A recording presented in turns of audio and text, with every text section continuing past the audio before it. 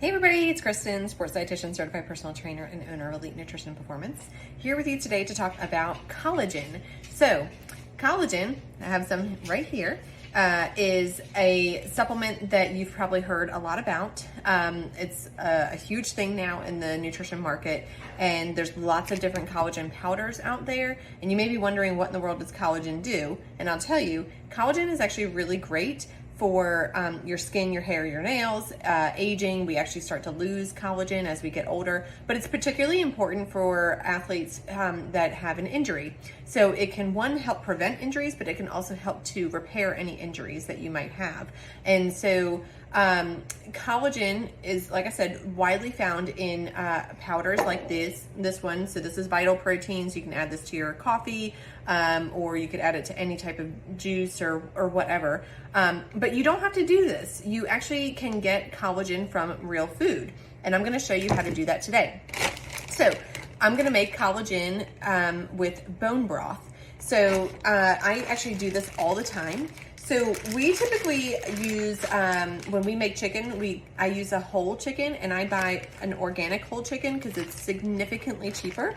So it's about like $2.29, maybe $2.50 a pound, as opposed to if you were to buy like chicken breast that was organic, it would be more like $5, $6 a pound. So a lot cheaper, plus you just get a lot more meat, and then you get the bones, and so you can make bone broth. So what you need to make your chicken bone broth is you need a chicken carcass like this, and it's good to leave a little bit of meat on the bones.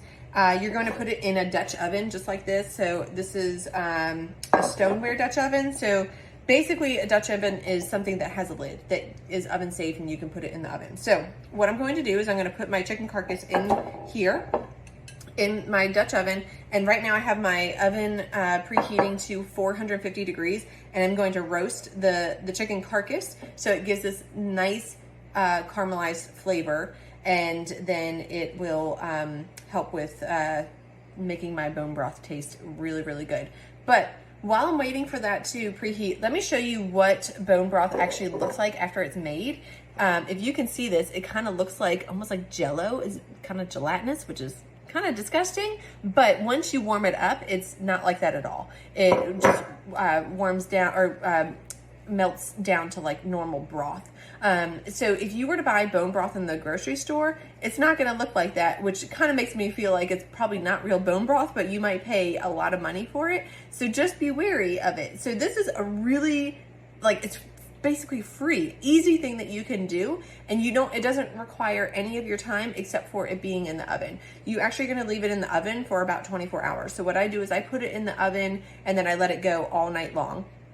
So, and it's going to be at a low temperature, 230 degrees. So if you work full time, you probably want to do this like on a day where, like maybe over the weekend where you're going to be home. So I'm going to put this in the oven, let it roast for about like 10 minutes or so until the bones get nice and brown.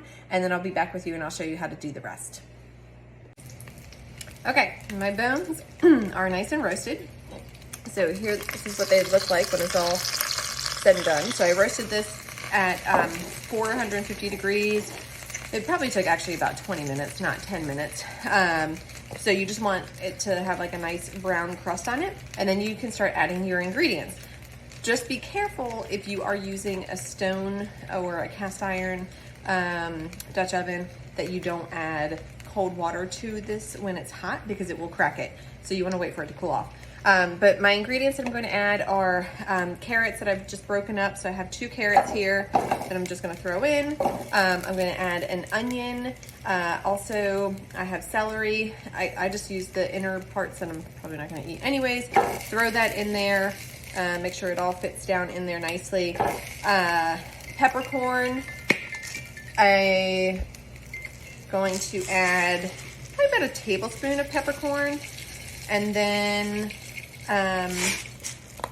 the secret ingredient that you need here is apple cider vinegar. You need about a teaspoon of this, and you just add it right in, and that actually helps with the bone broth process. It helps to kind of pull all the gelatin outside of the bones.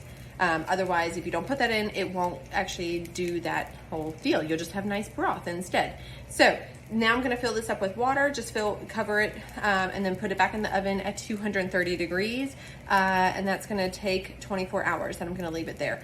Once that's all said and done, I'm just gonna strain it all out and put it into some mason jars, and then I'm gonna use it for whatever I wanna use it for. And that is it. It is the simplest thing ever.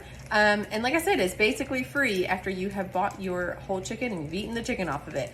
So next time you are going to buy chicken from the store, remember to get a whole chicken, preferably get organic chicken because it doesn't have all the junk added to it.